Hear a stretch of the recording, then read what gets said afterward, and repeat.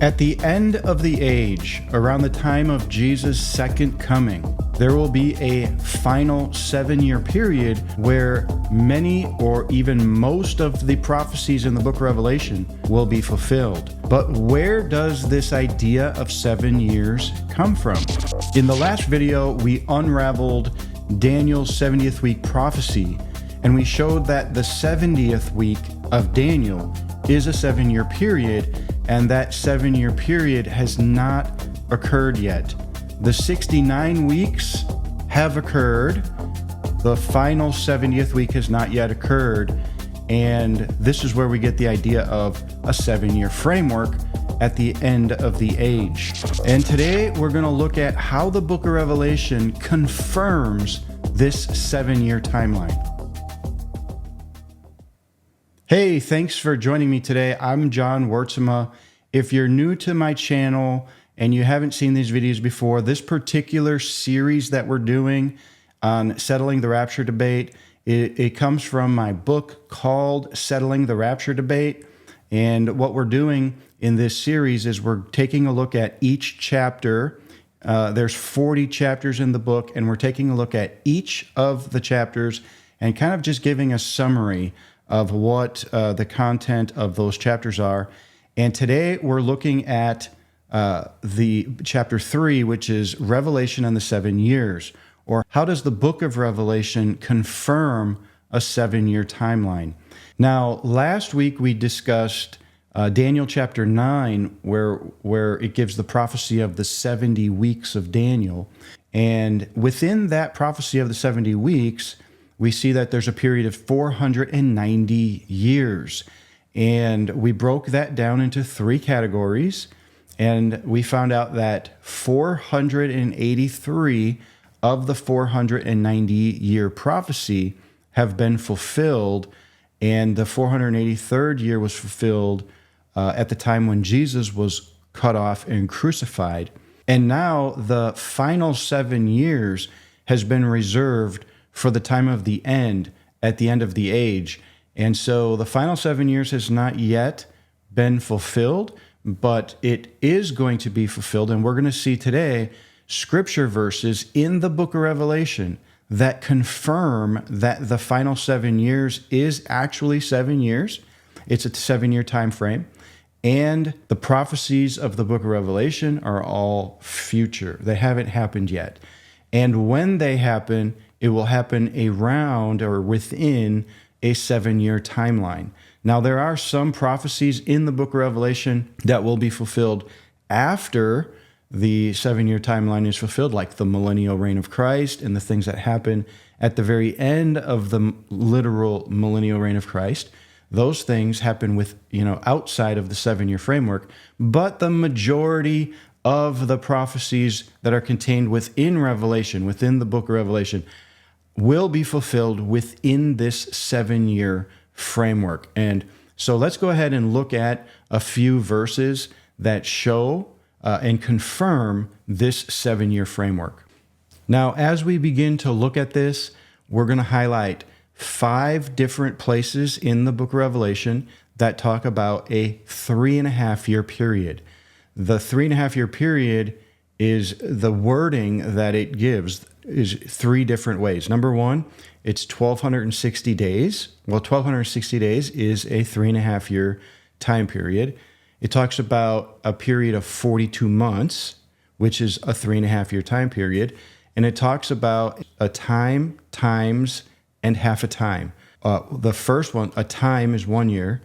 A times is 2 years. That's 3. And a half a time, so 3.5, which is 3.5 years. So we have these 3 different ways that the book of Revelation talks about a 3.5-year period. Now, I'm going to show that 2 of the 5 references of 3.5 years is speaking of the first 3.5 years, and 3 of the 5 references are speaking of the final or last 3.5 years. And since we have a reference to both halves of the 7 years, we have a 7-year time period. So it's pretty straightforward. Now, this makes the midpoint a very critical point in time within the 7 years, because all of the 3.5-year periods mentioned, all 5 of them, are either ending or beginning exactly at midpoint. And so there's a lot of prophecies, and as we continue on in this series, we're going to do more videos talking about the events, many of the events that happen at the midpoint. For example, we have the war in heaven. That's a midpoint event. We have the 6th seal. That is a midpoint event. Now, some people in some rapture views don't see it that way, but I'm going to show you why the 6th seal is definitely a midpoint event, a midpoint of the 7 years. The 7th trumpet is also a midpoint event. The judgment of the great harlot is a midpoint event. All of these are midpoint events. The book of Revelation naturally, with the breakup of the 3.5 years and the 3.5 years, naturally makes, it's like shining a spotlight on the midpoint. Like there's something major that happens at the midpoint, and just the way that it's structured, this is supposed to be obvious to us. So I'm going to do my best to try and bring that out. We're going to start looking today at Revelation chapter 11, verse 1, and it reads, "Then a measuring rod like a staff was given to me, and I was told, 'Get up and measure the temple of God and the altar and the ones who worship there. But do not measure the outer courtyard of the temple. Leave it out, because it has been given to the Gentiles, and they will trample on the holy city for 42 months.'" Here's the first of the 5 different references of a 3.5-year period, because 42 months is a 3.5-year period. Okay, so what we're going to do is look at all 5 references really quickly, and then we're going to come back and give some, talk some more about each one and determine which half of the 7 years each of these is referring to and talking about. Okay, so we already have the mention of the 42 months. Now the next verse says, "And I will grant my 2 witnesses authority to prophesy for 1,260 days. Well, 1,260 days is 42 months, is 3.5 years. So we have 42 months, we have 1,260 days, and the mention of each of these is talking about a 3.5-year time period. Now, I'm going to show you in a little bit that both of these references are speaking of the first 3.5 years. And I know there's disagreement on that, but I'm going to show you the reasons why I think and why I believe the Bible is showing us that these 2 references are speaking of the first 3.5 years of the 7 years. Okay, so the next mention is in Revelation chapter 12, and we're going to start in verse 5. "So the woman gave birth to a son, a male child, who is going to rule over all the nations with an iron rod. Her child was suddenly caught up to God and to his throne, and she fled. The woman fled into the wilderness, where a place had been prepared for her by God." This is a prepared place for her. Those are important words, because we see in John 14 that Jesus said, I go to prepare a place for you. That's exactly the same Greek word, by the way. Just a little side note. Prepared for her by God so she could be taken care of for 1,260 days. Here's the third mention of a 3.5-year period. Now, when we go down a few verses later in the same chapter, Revelation chapter 12, verse 13, we read this. "Now, when the dragon realized that he had been thrown down to the earth, he persecuted the woman who had given birth to the male child. But the woman was given 2 wings of a great eagle, that she could fly out into the wilderness to the place God prepared for her," the second mention of that, "where she is taken care of, away from the presence of the serpent." Okay, so here it is. "For a time, times, and half a time." Okay, this phrase shows up several times in the book of Daniel in the Old Testament, and it shows up here in the book of Revelation as well. And this is speaking of a 3.5-year period. Now, there is a general consensus that most scholars and most interpreters understand this as well to be a 3.5-year period. We look at this and we say, okay, here's another 3.5-year period of time. So this is mention number 4 of a 3.5-year period, and this one would be speaking of the final 3.5 years. And we'll come back to that in a minute. Now let's go to Revelation chapter 13 in verse 5. The beast was given a mouth speaking proud words and blasphemies, and he was permitted to exercise ruling authority for 42 months. Here's mention number 5. So we have these 5 different mentions in the book of Revelation of a 3.5-year period. The first 2 mentions speak of the first 3.5 years. The last 3 mentions speak of the final 3.5 years. When we put those together, we got a 7-year period of time. And so this is where the 7-year period is confirmed by the book of Revelation. Now, we're going to go back to Revelation chapter 11, verses 1 and 2, and we're going to just look at this for a second and notice some details about this, because there are some important things that need to be understood of what's going on here. And of course, when we're studying the book of Revelation, we have to be aware of what the events are that are being described and whether or not we should look at them in a very literal way, or if what's being described is symbolic in nature. And so this is one of those instances. So when we get to Revelation 11, verse 1, we have to realize, okay, that this is a continuation of what was going on in Revelation 10. Now, we'll take the time in a minute to look at what was going on in chapter 10 that led up to this. But let's just read this again. Then a measuring rod like a staff. Okay, this is important. When I highlight the word rod, it highlights the Greek word here over on the left. The word rod is kalamos, and it's talking about a reed like that grows by the water. And those are usually flexible. They're not stiff, they're flexible. And a lot of times they were used, these kalamos were used as measuring rods because of their height, if they grew 6 to 8 feet tall or whatever. But this particular thing that John was handed, because he said, it was given to me, here, he says, then a measuring rod like a staff was given to me. But this isn't just a normal measuring rod. This isn't just a normal rod. This isn't just a normal kalamos that he was given. This was a rod that was like a harabdas, like a staff. Now, what's a staff? It's a scepter. Sometimes it was used like a shepherd's staff. It was sturdy. It was a stick. It wasn't a flexible reed that grows by the water. This is a very strong staff. Sometimes it was used as a king's scepter. Okay, so this is important because the detail that he was given this rod, but it wasn't just like a normal measuring rod. It was more of like a judgment staff. And so when we look at the word measure, we get a little bit more idea. He was given a rod like a staff, and he was told, get up and measure. Now, a lot of times when this is being interpreted, people will say, measure the temple of God, and they'll say, oh, there's the temple of God, right? It's mentioned in the book of Revelation, and therefore the temple, the Jewish temple in Jerusalem has to be rebuilt because of the mention that there's going to be the temple of God, and John's told to measure it. So that's one way to look at this, but I'm going to share with you a completely different way of looking at this passage.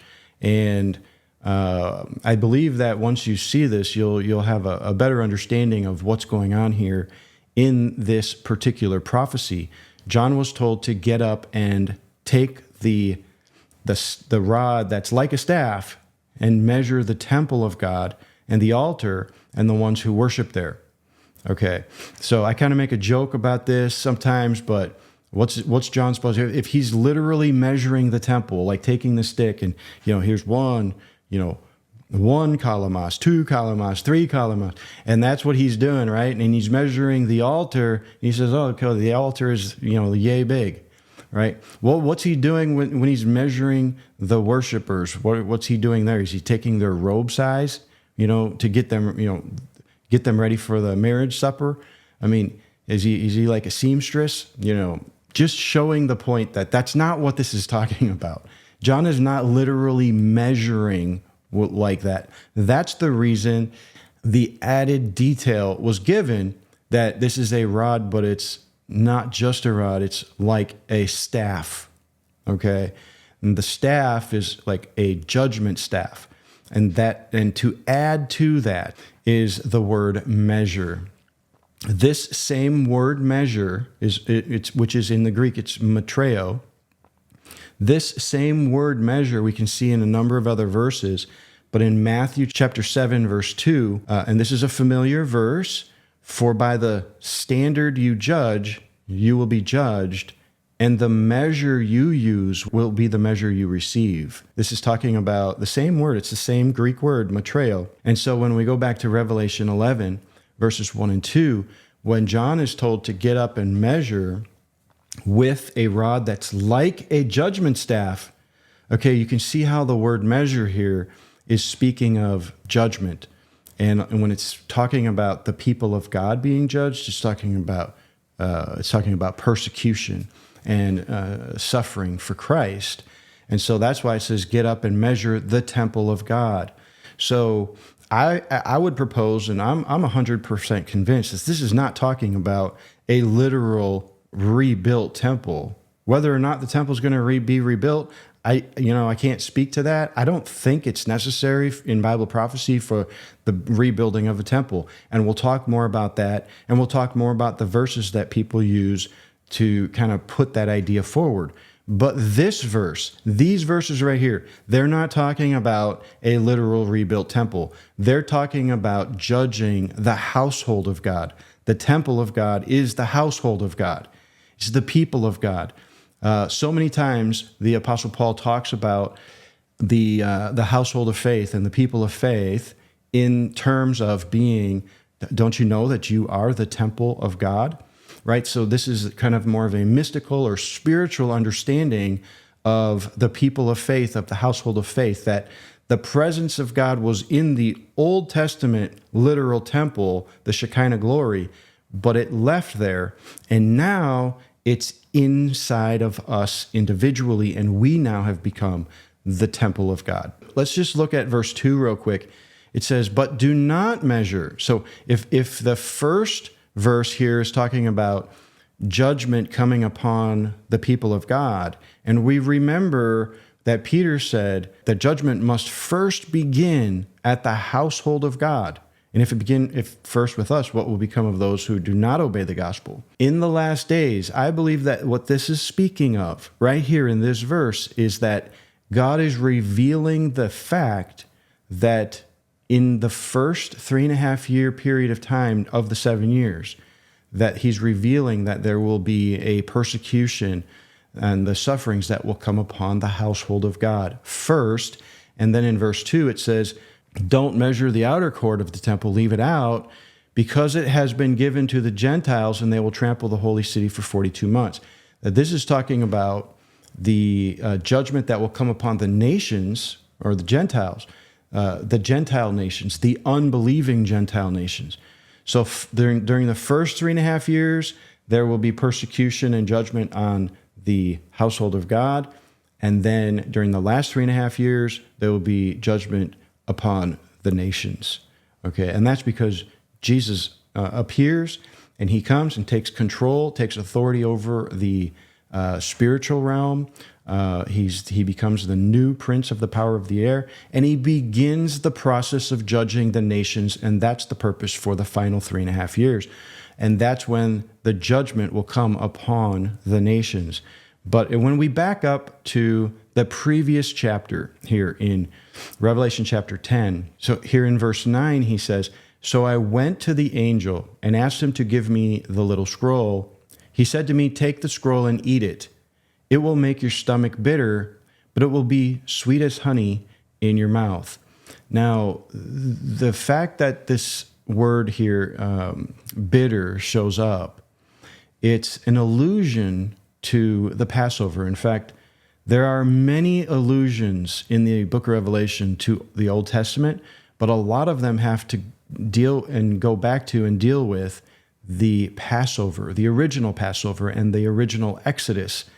And here's one of them, that this bitterness is an illusion. It's trying to draw our attention back to the original Passover, because when they ate the meat, they were instructed to eat it with bitter herbs. And the bitter herbs was a reminder of the oppression and persecution that they endured while they were in Egypt. Okay, so that idea appearing here to John, and the angel says, when you get it in your stomach, it'll make you bitter. So the word bitter here is talking about persecution. And then as we continue, it says, but it will be as sweet as honey in your mouth. So I took the little scroll from the angel's hand and I ate it. And it did taste as sweet as honey in my mouth. But when I had eaten it, my stomach became bitter. Okay, so this is preparation for what's about to happen.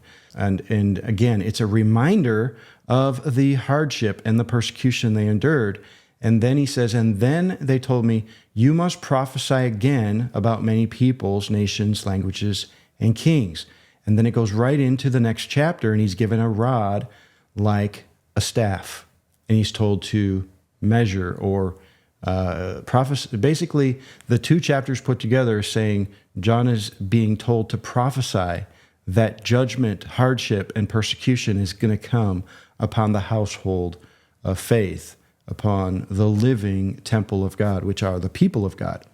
And so that's the idea of what is being talked about here. When we get this in the right perspective, it makes a whole lot of sense. Okay, and we can validate this with some of the things that Jesus talked about, like in Matthew 24, when he was talking about, at the beginning of that chapter, about the things that are going to take place at the end of the age, because that was the question the disciples asked. What shall be the sign of your coming and the end of the age? And the first thing he mentions, along with the earthquakes and pestilences and so on, he mentions that they shall deliver you up to the authorities, and they shall kill you and persecute you for my name's sake.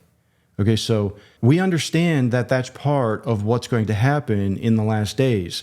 Jesus gave the warning that there is going to come a time in the last days before he returns and before his appearing, that it will become very difficult as a Christian, and there will be a surge of persecution that happens in a really bad way for believers. And so it just goes to make sense that the book of Revelation confirms this idea, and it does confirm it here in Revelation chapter 10 and the first two verses of chapter 11. Now, when we go on to look at the second reference of the 3.5-year period. So we saw the first one of the 42 months, talking about the first 3.5 years, the time when there will be persecution against the household of God. And then we go into verse 3, and it says, and I will grant my 2 witnesses authority to prophesy for 1,260 days.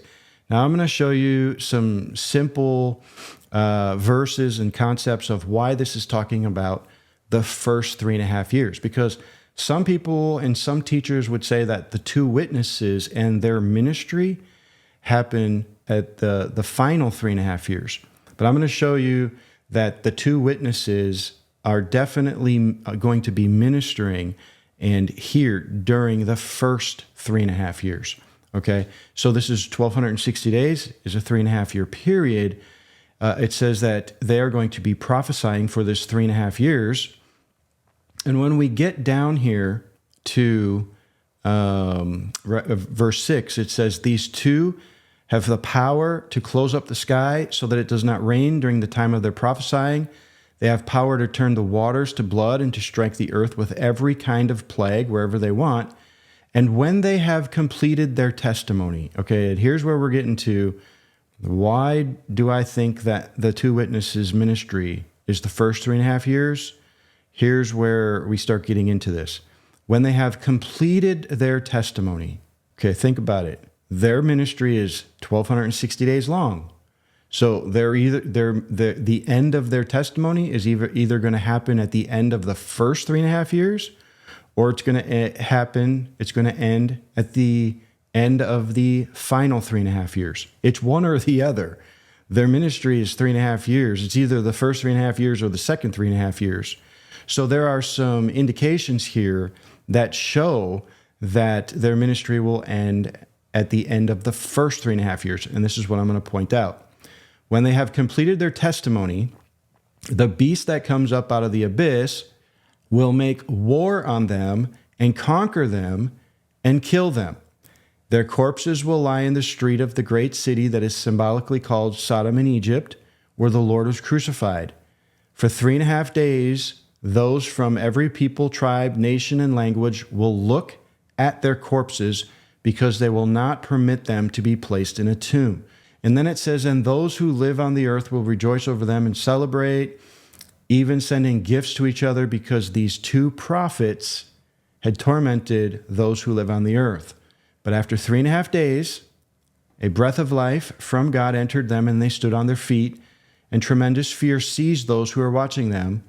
Then they heard a loud voice from heaven saying, come up here. So the two prophets went up to heaven in a cloud, while their enemies stared at them. Just then, a major earthquake took place, and 1/10 of the city collapsed. 7,000 people were killed in the earthquake, and the rest were terrified and gave glory to the God of heaven. And then here's the verse. The second woe has come and gone. The third is coming quickly. Now, here we have to talk about the second woe, because there are 3 woes that the Bible talks about. Woe, woe, woe is like hey, this isn't going to be good. These 3 things that are going to come, and they're attached to the 5th, 6th, and 7th trumpets. So in other words, the second woe is the same thing as the 6th trumpet. And the ministry of the 2 witnesses is ending at the time of the end of the events of the 6th trumpet. Right, so we have something to connect the end of the ministry of the 2 witnesses to. So the question that comes up then is, when does the 6th trumpet sound? And then it says the 3rd or the 7th trumpet is coming quickly.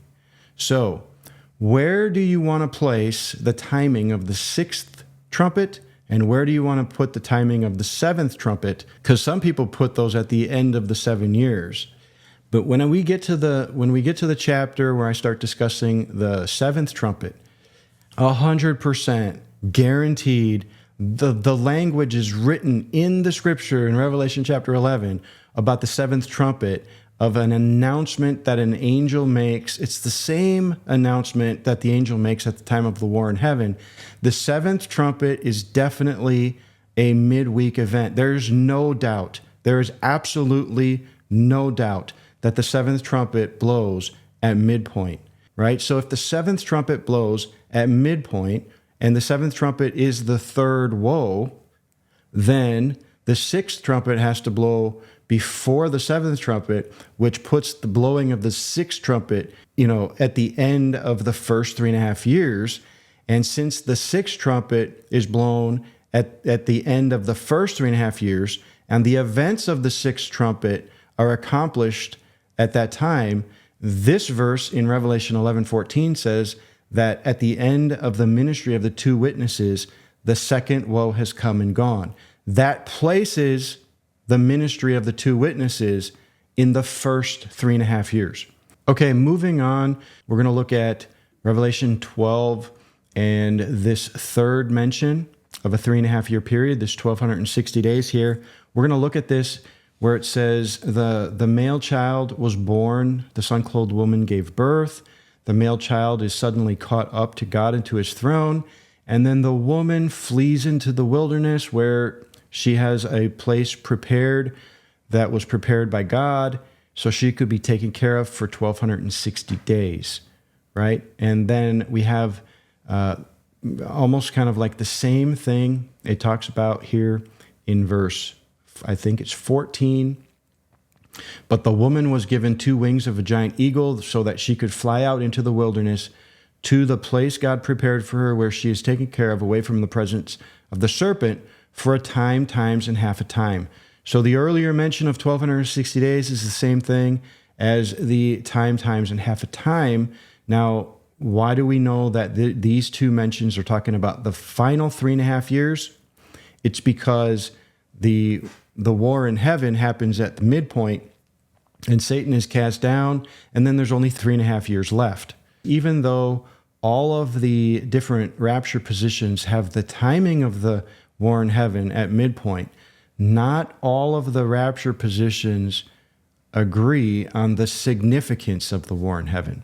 Okay, the midweek rapture view that I hold to is the only one that sees that this casting down of Satan, okay, is him losing his authority in the spiritual realm over the earthly realm. At which point, at midpoint of the 7 years, he's no longer the God of this world, and he's no longer the prince of the power of the air, but Jesus is at midpoint, because Jesus returns at midpoint. And that's why it says the angel makes the announcement. And we go up here just a little bit, right? And we see the announcement by the angel in verse 10. It says, "Then I heard a loud voice in heaven saying, the salvation and the power and the kingdom of our God and the ruling authority of his Christ have now come." Well, what time is it? When is he making this announcement? He's making it at midpoint, because that's when Satan is cast down. So now that he's cast down, and this is the reason for it, it says, because. Why do all these 4 things happen? Why does the kingdom of God come? Why does the authority of Christ come? Because the accuser of our brothers and sisters, the one who accuses them day and night before our God, has been thrown down. The reason the kingdom of God comes at midpoint is because that's when Satan is removed as the God of this age, right? That's the end. That's the end for him. And then he goes forward with great wrath, knowing he has a short time, right? So the pre-trib, pre-wrath, post-trib, these views, they don't look at the significance of the war in heaven this way. And they believe that Satan continues to have his authority for the final 3.5 years, the same as it was, that he still is the God of this world for the entire 7 years. They don't see this as him being removed as the God of this world. I'm saying, from a midweek rapture perspective, Satan is being removed as the God of this world at midpoint, and that's why the kingdom of God comes at midpoint. That's why the authority of Christ comes at midpoint. And Jesus will be the new prince of the power of the air, and the resurrection of believers will happen at that same time, because Christ doesn't reign, he doesn't rule without his saints. There's not going to be a period of time or a stretch of time where Jesus is ruling and the saints are not yet ruling. Okay? The moment Jesus takes his authority is the same moment that the saints get resurrected and are ruling and reigning with him. There's no lapse of time there, right? And so this happens at midpoint, and we see it right here by the announcement of the angel, and we see it by the announcement of the angel under the 7th trumpet in the Revelation chapter 11. It's the same thing. But when we get down here to this mention of a time, times, and half a time, this is definitely referring to the final 3.5 years. Okay, and then the final mention of 42 months in Revelation chapter 13, verse 5, is also talking about the final 3.5 years. Okay, the beast was given a mouth speaking proud words and blasphemies. He was permitted to exercise ruling authority for 42 months, talking about the Antichrist and how he will build a coalition, starting with the 10 kings that will submit and give their power to him throughout the final 3.5 years, along with other nations as well, as they prepare for battle against not Israel, okay, not Israel. They're preparing for battle against the Lamb. Why? Because he's in control, because he's in authority, because his kingdom has already come at midpoint. And now The Lord is in control, and he's beginning the process of judging the nations.